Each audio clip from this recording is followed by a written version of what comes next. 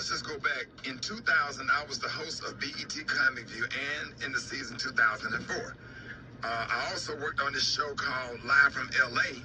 That was my first job with BET, and that's where I met Ice Cube, if I'm not mistaken. And Ice Cube was like, man, hey man, I like your work. I want to do some stuff with you. I want to put you in some movies. And Ice Cube started putting me in movies, which really helped my career. I was in All About the Benjamins, but of course, when they changed the ending of it, that part didn't make any sense. But then he put me in Friday After Next. And just for clarification, I went out to audition for Friday After Next as Money Mike, not the Santa Claus. And that is the honest God truth. I had no reason to go on there and to go on Shannon Sharp's show and lie about any of that. That's what I auditioned for. Was Money Mike, and I guess the producers, Cube, and everybody saw something different. And I think that Money Mike character, Special K, was going to come off as kind of like just one of a guy who was hanging around in the strip mall, who was just kind of being annoying and almost like a crackhead type of character. That was right.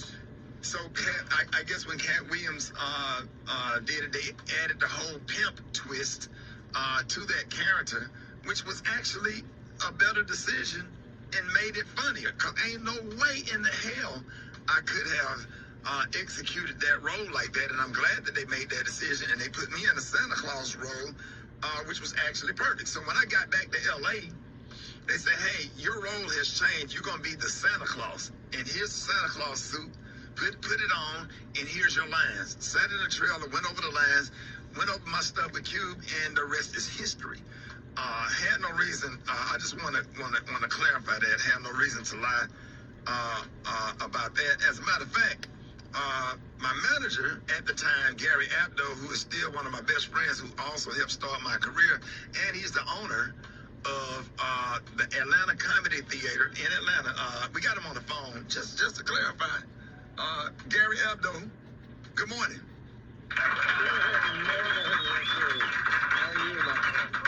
Oh, I'm good, man.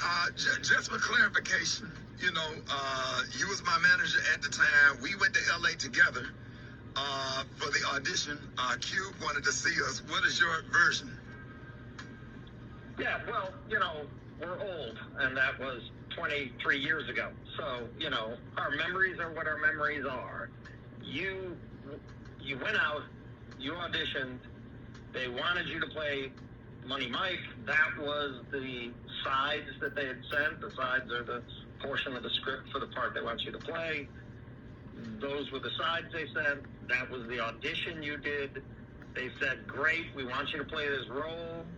My recollection is you had to go back and read for the execs from the studio one final time, and the night before that we got different sides, and they said, no, we want you to play this role, and we didn't understand it.